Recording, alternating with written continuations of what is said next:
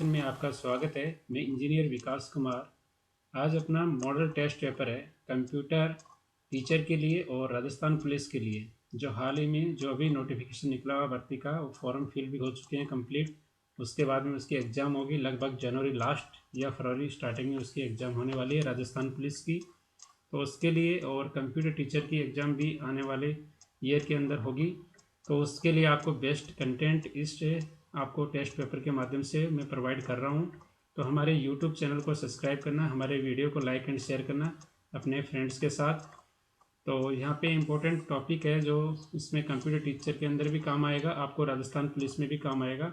Basic concept के आधारित जो क्वेश्चन है, जो इम्पोर्टेंट क्वेश्चन हैं, वो मैं आज इस सीरीज़ में लेके आया हूँ। तो स्टार्ट करते हैं वीडियो को।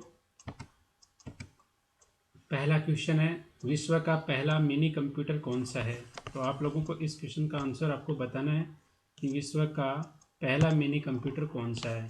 ठीक है, तो आपका इसका आंसर बताना आपको पीडीपी का ये विश्व का पहला मिनी कंप्यूटर है, PDP-8 है। इसकी फुल फॉर्म क्या होती है, ये एग्जाम में पूछा गया क्वेश्चन है और एग्जाम में पूछा जाता है इस टाइप के क्वेश्चंस। जो इंपॉर्टेंट क्वेश्चंस होते हैं, वन लाइनर क्वेश्चंस आपको यहाँ पे प्रोवाइड करवा रहा हूँ मैं। ठीक है, तो यहाँ पे PDP की फुल फॉर्म क्या होती है? प्रोग्रामेबल डेटा प्रोसेसर इसकी फुल फॉर्म होती है। प्रोग्रामेबल डेटा प्रोसेसर इसकी फुल फॉर्म होती है। नेक्स्ट, डिजिटल इक्विपमेंट कॉरपोरेशन के द्वारा इसको डेवलप किया गया था। तो किसके द्वारा डेवलप किया गया था? डिजिटल इक्विपमेंट कॉरपोरेशन के द्वारा इसको डेवलप किया गया था। ठीक है, ये क्या होता है? 12 बिट PDP-8 होता है। तो ये कई बार पूछा जाता है कि PDP-8 होता है वो कितनी बिट के लिए होता है? तो 12 बिट के लिए अवेलेबल होता है। किसके द्वारा बनाया गया था? डिजिटल इक्विपमेंट कॉरपोरेशन के द्वारा इसको बनाया गया था। और विश्व का पहला मिनी कंप्यूटर है ये PDP-8 है। याद रखने इस क्वेश्चन को, इम्पोर्टेंट क्वेश्चन है ये।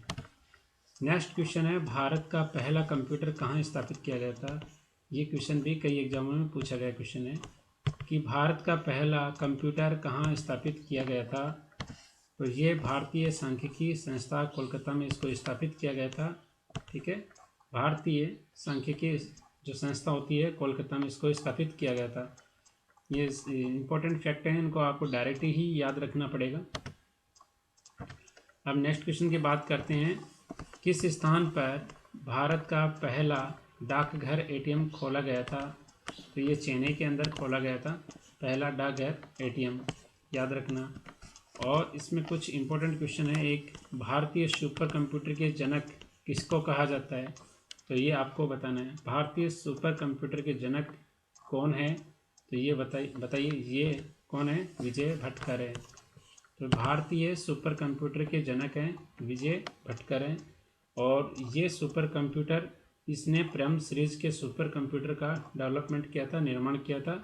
जो परम 8000 है, इसको 1991 में इसको डेवलप किया गया था। ठीक है, परम 8000 1991 को इसमें डेवलप किया गया था। और जो ये किस संस्था के द्वारा डेवलप किया गया था? तो ये आपको सीडेक, जो पुणे इसका हेडक्वार्टर है, तो सीडेक संस्था के द्वारा इसको डेवलप किया गया था। इसका जो मेन लोकेशन, जो हेडक्वार्टर है, पुणे के अंदर है। और ठीक है, और इसमें परम 10000 और 1998 के अंदर इसको डेवलप किया गया था। 1998 के अंदर इसको डेवलप किया गया था परम 10000 को, और परम 8000 को 1991 के अंदर इसको डेवलप किया गया था। याद रखना, सुपर कंप्यूटर के जनक कौन है? भारत में विजय भटकर साहब हैं। ठीक है, और इसका सीडेक जो पुणे के अंदर है, इसका मेन हेडक्वार्टर है। ठीक है, और इसका सीडेक की फुल फॉर्म भी कई बार पूछा जाता है एग्जाम के अंदर। तो central for development of advance computing इसकी फुल फॉर्म होती है।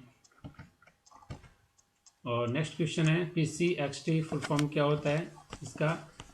तो इसका फुल फॉर्म आपको बताना है। PCXT का फुल फॉर्म होता है पर्सनल कंप्यूटर एक्सटेंडेड टेक्नोलॉजी, इसका फुल फॉर्म होता है।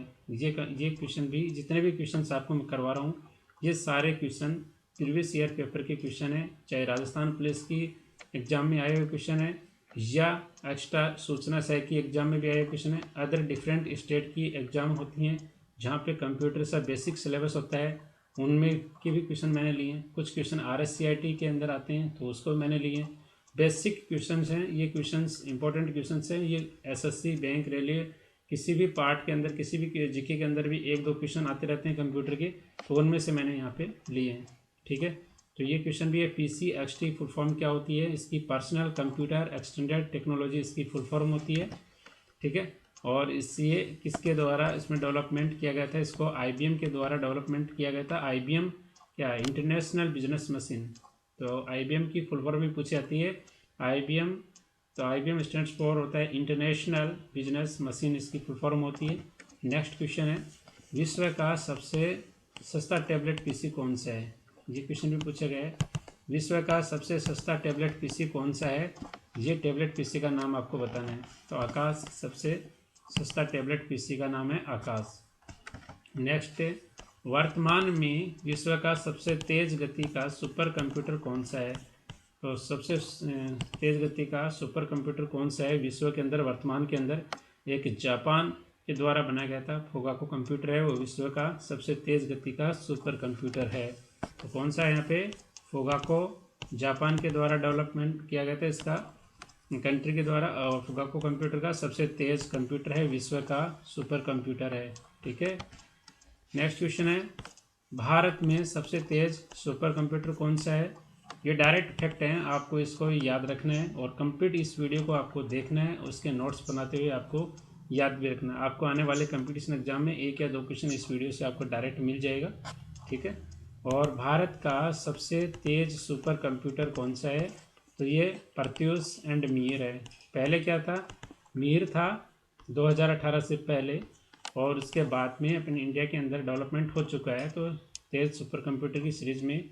तो ये प्रत्यूष अपना सबसे तेज़ सुपर कंप्यूटर है भारत में। इसकी स्पीड पेटा फ्लॉप में नापी जाती है और इसको जनवरी 2018 में इसको डेवलप किया गया था। ठीक है, नेक्स्ट क्वेश्चन, और आपको यहाँ पे क्वेश्चन नंबर 9 है, first generation of computer example. तो आपको कई बार क्वेश्चन एग्जाम में ऐसा पूछाता है कि इनमें से कौन सा कंप्यूटर फर्स्ट जनरेशन का है, एग्जाम्पल या रखा होता है, या कौन सा नहीं है। तो आप इस बेस पे आपको क्वेश्चन आते हैं। तो आपको डायरेक्ट मैं बताता हूँ कि फर्स्ट जनरेशन के कंप्यूटर कौन कौन से हैं जो इंपॉर्टेंट है, क्वेश्चन एग्जाम में पूछे जाते हैं। तो फर्स्ट है एनिक है, इसका एनिक का फुल फॉर्म भी कई बार एग्जाम में पूछा गया है। एनिक फर्स्ट जनरेशन का कंप्यूटर है एग्जाम्पल के रूप में, और इसका फुल फॉर्म भी एग्जाम में पूछा गया है। तो एनिक का क्या होता है? Electronic numerical integrator and computer, इसका फुल फॉर्म होता है। क्या होता है इसका? Electronic numerical integrator and computer, इसका फुल फॉर्म होता है। नेक्स्ट एग्जाम्पल इसका एडवेक है, फर्स्ट जनरेशन के कंप्यूटर हैं। एडवेक का फुल फॉर्म होता है electronic discrete variable and automatic computer, इसका फुल फॉर्म होता है। ठीक है, electronic describe variable automatic computer, इसका फुल फॉर्म होता है एडवेक का। नेक्स्ट है यूनिवेक। यूनिवेक का भी इसमें कई बार पूछा था। यूनिवेक यूनिवर्सल ऑटोमेटिक कंप्यूटर, इसका फुल फॉर्म होता है। यूनिवेक का फुल फॉर्म होता है यूनिवर्सल ऑटोमेटिक कंप्यूटर, इसका फुल फॉर्म होता है। ठीक है, ये याद रखना, फर्स्ट जनरेशन के जो एग्जाम्पल हैं कंप्यूटर के, इनकी फुल फॉर्म भी पूछ लेते हैं एग्जाम में। IBM 701, ये भी फर्स्ट जनरेशन का कंप्यूटर है, और IBM 650, ये भी फर्स्ट जनरेशन का कंप्यूटर है। और next question number 10 important question है, इंटरनेट क्या होता है? इंटरनेट के बारे में आप बताइए, क्या होता है इंटरनेट? इंटरनेट होता है network of network. Network of network यानी नेटवर्कों का नेटवर्क क्या कहलाता है? इंटरनेट कहलाता है। इसका फुल फॉर्म क्या होता है? इंटरनेशनल नेटवर्क, इसका फुल फॉर्म होता है। ठीक है, ये आपको बताना है। तो जैसे कि मैंने यहाँ पे एक्सप्लेन दे रखा है कि इंटरनेट का पूरा नाम क्या होता है? इंटरनेशनल नेटवर्क, इसका फुल नेम होता है। और सेकंड थिंग क्या कहते हैं? इंटरनेट किसे कहते हैं? नेटवर्क ऑफ इंटरनेट कहा जाता है। और इंटरनेट के जो पिता कौन है? तो विंटन सिर्फ को इंटरनेट के पिता कहा जाते हैं।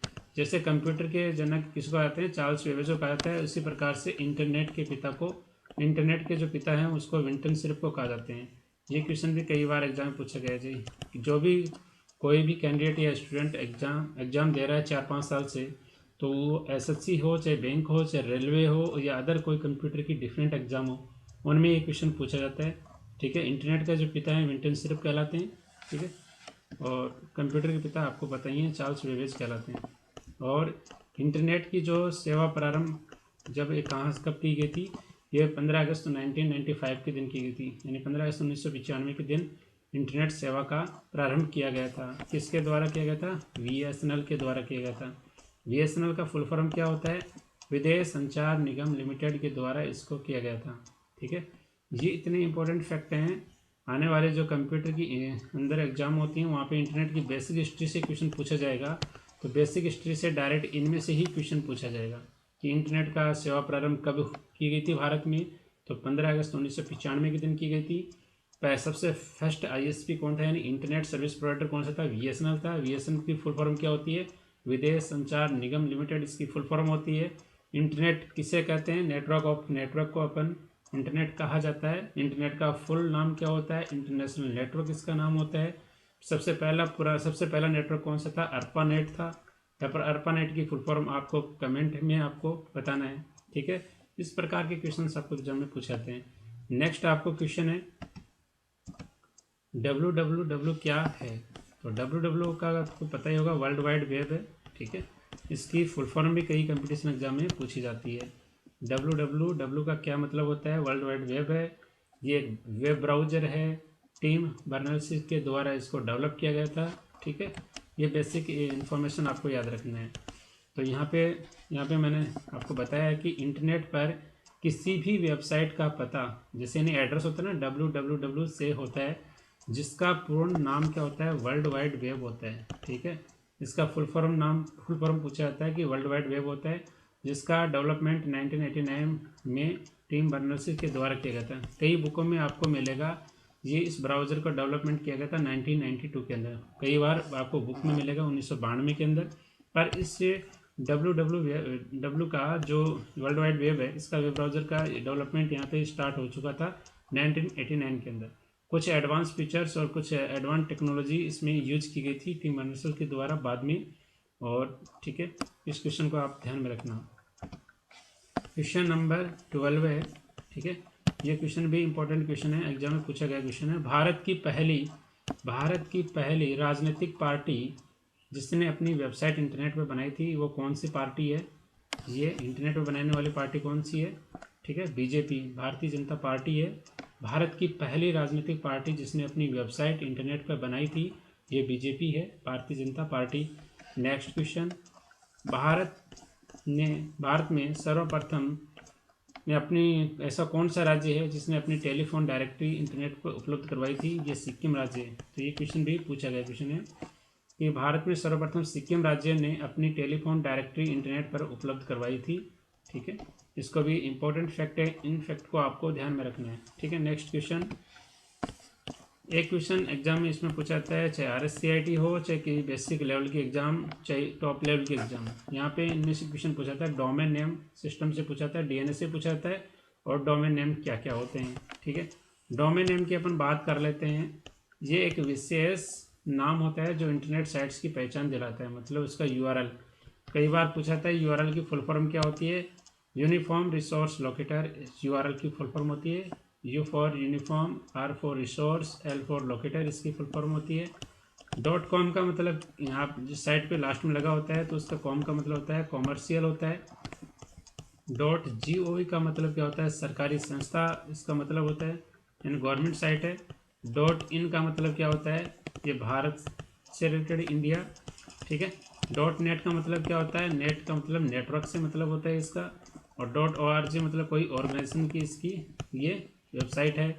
और .edu का मतलब क्या होता है? ये कोई एजुकेशन से यानी शैक्षणिक संस्था से ये कोई वेबसाइट है। और .biz क्या है? ये बिजनेस से रिलेटेड कोई वेबसाइट ही है। इस प्रकार से आप इनको याद रखना, किसी भी वेबसाइट के एड्रेस के लास्ट के अंदर ये .com, .gv, .in, .net, org, .edu, .biz ऐसे टाइप के जो लगे होते हैं डोमेन नेम, तो उनकी पहचान होती है किस प्रकार के साइट हैं, ये एजुकेशन है, सरकारी है, भारत से रिलेटेड है, नेटवर्क से रिलेटेड है, ऑर्गेनाइजेशन से है या बिजनेस से हैं। आपको ये ध्यान में रखना है। कई एग्जाम में डायरेक्ट ही पूछा जाता है क्वेश्चन की .com किसको रिप्रेजेंट करता है, तो कॉमर्शियल वेबसाइट को .com रिप्रेजेंट करता है। ठीक है, नेक्स्ट क्वेश्चन, आपको इसमें सही मिलान करना है। ठीक है, सही मिलान करना है आपको कि फर्स्ट जनरेशन कि मतलब क्या काम में लिया गया था, ठीक है। सेकेंड जनरेशन में क्या चीज़ आपको काम में ली गई थी, थर्ड में कौन सी है, फोर्थ में कौन सी है। तो फर्स्ट जनरेशन में आपको सही मिलान करना है, तो वैक्यूम ट्यूब को फर्स्ट जनरेशन में काम में लिया गया था, तो ठीक है। सेकेंड जनरेशन में क्या काम में लिया गया था, ट्रांजिस्टर काम में लिया गया था। थर्ड जनरेशन में क्या काम में लिया गया था, आईसी लिया गया था काम में। आईसी चिप होती है ना, इंटीग्रेटेड सर्किट। कई बार एग्जाम में पूछा था आईसी का मतलब क्या होता है, इंटीग्रेटेड सर्किट। ये सिलिकॉन की बनी होती है, किसकी बनी होती है, सिलिकॉन की बनी होती है। और फोर्थ जनरेशन के अंदर क्या काम में लिया गया था, एलएसआई और वीएलएसआई काम में लिया गया था। एलएसआई का मतलब क्या होता है, लार्ज स्केल इंटीग्रेशन होता है, और वीएलएसआई का मतलब होता है वेरी लार्ज स्केल इंटीग्रेशन होता है। तो इस प्रकार आपको समझना है। ये क्वेश्चन भी इंपॉर्टेंट क्वेश्चन है, ये भी कई बार कंपटीशन एग्जाम पूछा जाता है क्वेश्चन, ठीक है। कि फर्स्ट जनरेशन में क्या काम में लिया गया था, वैक्यूम ट्यूब काम में लिया गया था। सेकंड में ट्रांजिस्टर काम में लिया गया था। थर्ड के अंदर आईसी चिप काम में ली गई थी। ये इंटीग्रेटेड सर्किट, इसका फुल फॉर्म होता है, ये सिलिकॉन से बनी होती है। और फोर्थ जनरेशन में एलएसआई वीएलएसआई चिप की काम में ली गई थी, ठीक है। इस क्वेश्चन से आपको इतनी जानकारी मिलती है। नेक्स्ट क्वेश्चन, लेजर प्रिंटर की गति किस में मापी जाती है। तो ये आपको बताना है कि लेजर प्रिंटर की गति किस में मापी जाती है, बताना आपको।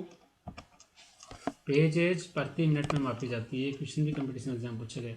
लेजर प्रिंटर की गति किस में मापी जाती है, पेजेज प्रति मिनट में मापी जाती है।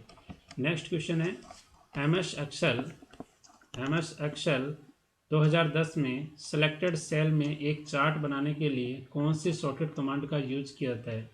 तो चार्ट आपको बनाना है, तो कौन सी शॉर्टकट कमांड का यूज किया जाता है आपको बताना है। F11 होता है, उससे शॉर्टकट एक चार्ट बनाने के लिए किया जाता है। तो ये भी क्या है, इंपॉर्टेंट कमांड है, ठीक है, इसको याद रखना, ये भी इंपॉर्टेंट कमांड है, याद रखना। नेक्स्ट क्वेश्चन है, फुल फॉर्म से रिलेटेड क्वेश्चन है। OSI का फुल फॉर्म क्या होता है, ओपन सिस्टम इंटरकनेक्शन इसका फुल फॉर्म होता है। ये कंपटीशन एग्जाम में पूछी गई है। OSI का मतलब क्या होता है, ओपन सिस्टम इंटरकनेक्शन होता है।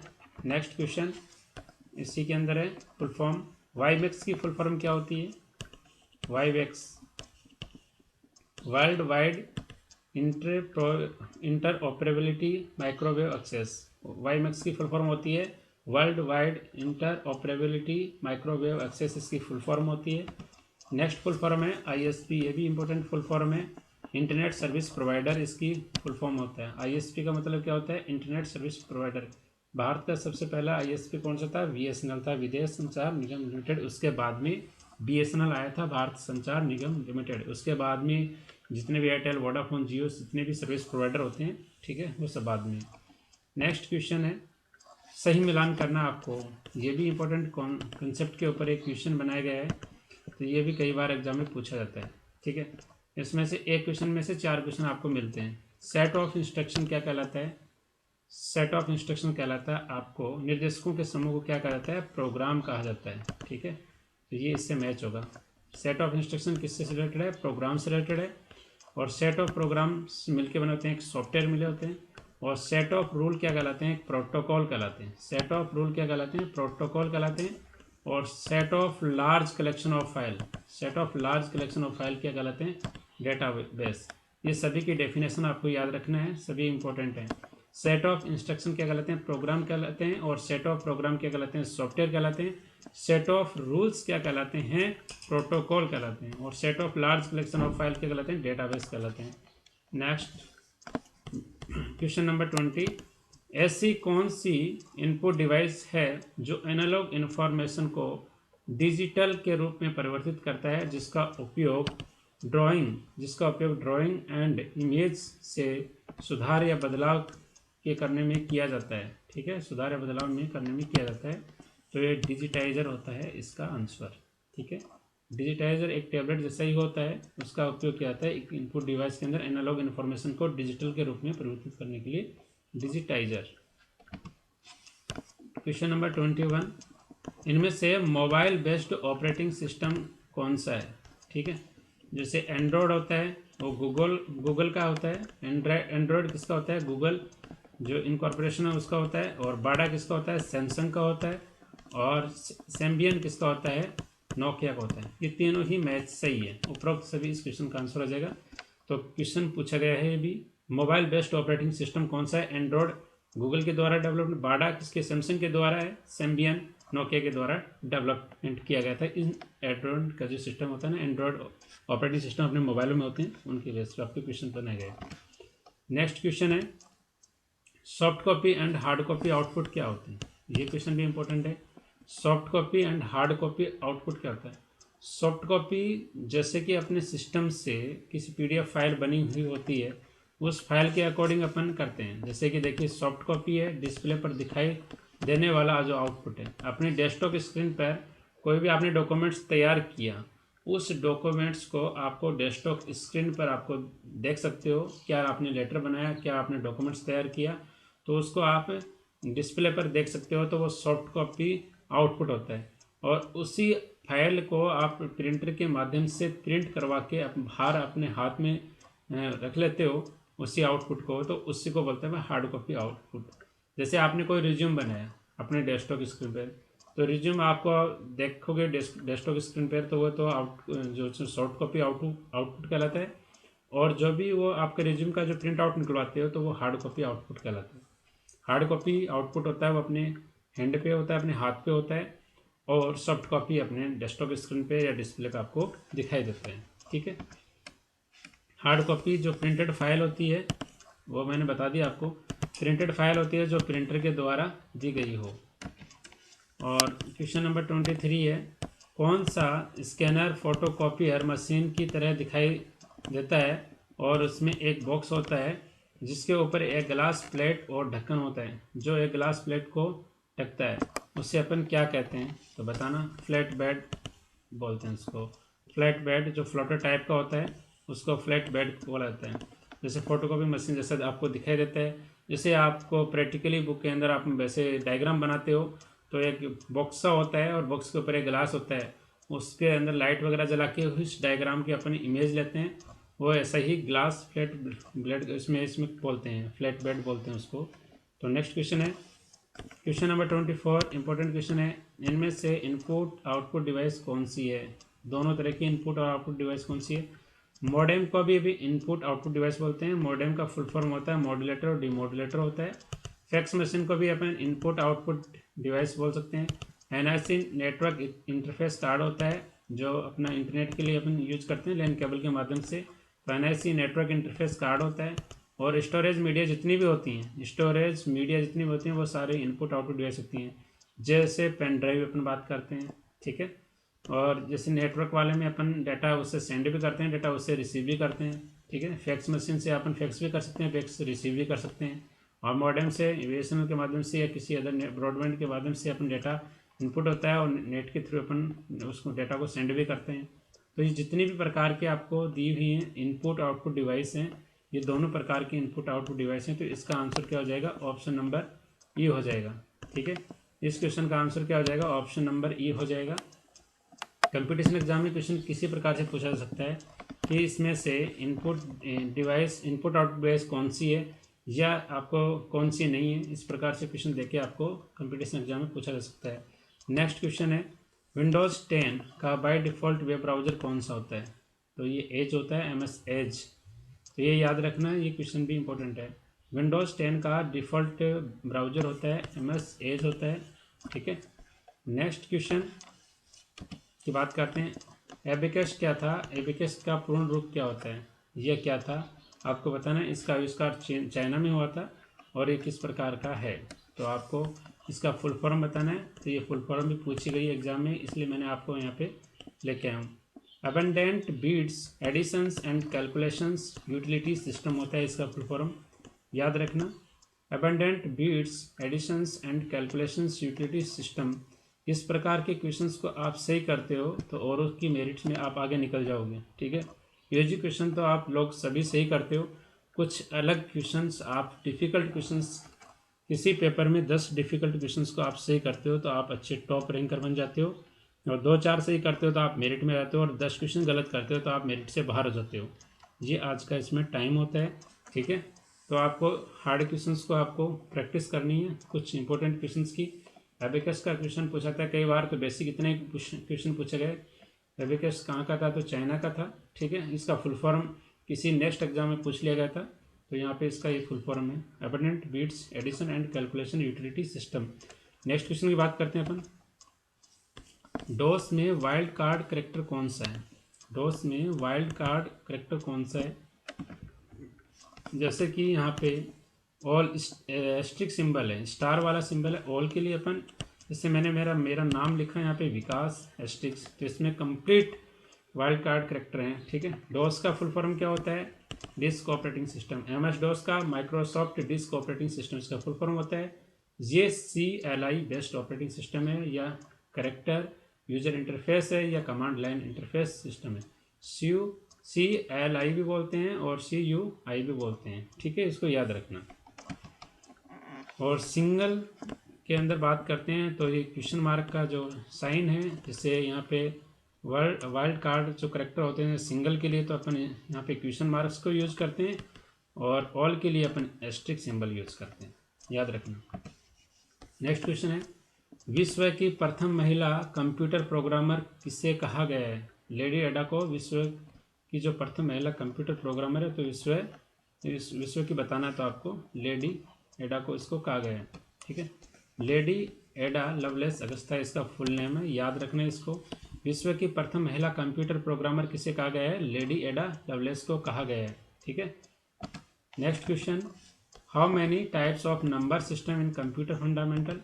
ये कंप्यूटर के फंडामेंटल से बाइनरी नंबर सिस्टम से क्वेश्चन आ चुका है आपके पास कि how many type of number system in computer fundamental में कितने प्रकार के कंप्यूटर फंडामेंटल, कितने प्रकार के नंबर सिस्टम होते हैं कंप्यूटर फंडामेंटल के अंदर? तो 4 प्रकार के होते हैं।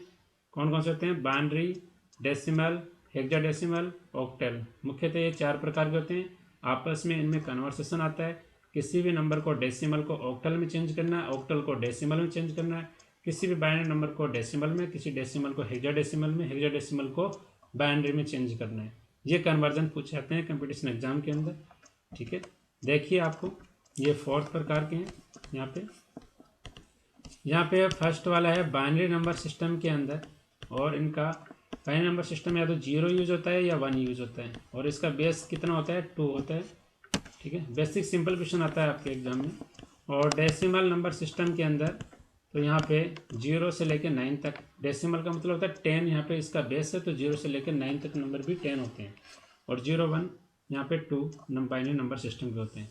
थर्ड वन क्या होता है? ऑक्टल नंबर सिस्टम है। ऑक्टल में 8 नंबर सिस्टम होते हैं, तो जिसका बेस 8 होता है। 0, 1, 2, 3 ये 7 तक होता है। 1, 2, 3, 4, 5, 6, 7, 0 से 7 तक बेस इसका 8 होता है। हेक्साडेसिमल नंबर सिस्टम में बेस इसका 16 होता है, और यहाँ पे इसके नंबर 0 से 15 तक यूज किया जाता है। जैसे यहाँ पे इंपॉर्टेंट आपको कॉन्सेप्ट बताता हूँ। जैसे ए को अपन 10 बोला गया है, बी को 11, सी को 12 है, डी को 13 और ई को 14, एफ को 15। हेक्साडेसिमल में 10 नंबर के बाद में 15 नंबर तक के उनके अल्फ़ाबेट में लिखा जाता है। 10 को ए लिखा जाता है, बी को 11 लिखा जाता है, और यहाँ पे सी को 12 लिखा जाता है, डी को 13, ई को 14, एफ को 15 लिखा जाता है। ये याद रखना। कंपटीशन एग्जाम में यहाँ पे पूछा जाता है बेस, बाइनरी का बेस 2 होता है। ठीक है, डेसिमल का 10 होता है, ऑक्टल का 8 होता है, हेक्साडेसिमल का 16 बेस होता है। नेक्स्ट क्वेश्चन की बात करते हैं। ठीक है, और इससे आपको अच्छा समझना है तो decimal number system, binary number system को तो मेरा वीडियो प्लेलिस्ट में पड़ा है मेरे चैनल पे, आप उसको देखना। जितने भी वीडियो हैं मेरे कंप्यूटर के तो मेरे चैनल पे देखना। क्वालिटी कम है तो क्वालिटी बढ़ा लेना, स्पीड कम लगे तो स्पीड इंक्रीज कर लेना, फिर आप उसको देखना, पूरे वीडियो को देखना। ज़्यादा बड़े वीडियो नहीं है, आपको सीधा सटीक उसको बताया गया है। ठीक है, और ये मेरे वीडियो से आपको देखना, राजस्थान पुलिस में हेल्प होगी, कंप्यूटर टीचर में, अदर भर्ती जिसमें कंप्यूटर का कॉन्सेप्ट या कंप्यूटर के वगैरह जो क्वेश्चंस आते हैं तो उनमें आपको बेनिफिट जरूर होगा। और हमारे यूट्यूब चैनल को सब्सक्राइब कीजिए, हमारे वीडियो को लाइक एंड शेयर कीजिए। नेक्स्ट क्वेश्चन, एक क्वेश्चन यहाँ पे बता देता हूँ, लास्ट 30 क्वेश्चन है, और ये कन्वर्सेशन इस प्रकार से आता है कि डेसिमल नंबर को आपको बाइनरी नंबर में कन्वर्ट करना है। जैसे कि 140 का बेस कितना है? 10 है, तो ये कोई क्या है? डेसिमल नंबर है। ये क्या है? डेसिमल नंबर है, और इसको बाइनरी में कन्वर्ट करना है तो इसका बेस कितना है? 2 है। किस प्रकार से कन्वर्ट करते हो? बहुत ईजी कॉन्सेप्ट है इसके अंदर। ठीक है, ये एक आपको एक सीरीज है, उस सीरीज को आपको ध्यान में रखना है। ठीक है, जैसे 1 का डबल 2, 2 का डबल 4, 4 का डबल 8, 8 का डबल 16, 16 का 32, ऐसे डबल करना आपको, ठीक है। जितने भी नंबर आपको दे रखे हैं डेसिमल के अंदर वहाँ तक आप डबल कर सकते हो, ठीक है। इससे यहाँ तक आप डबल कर सकते हो, इसके बाद में आपको इसकी रिक्वायरमेंट नहीं है। इससे बड़ा नंबर होता तो आगे जा सकते थे, और भी इससे बड़ा नंबर होता उससे आगे जा सकते थे।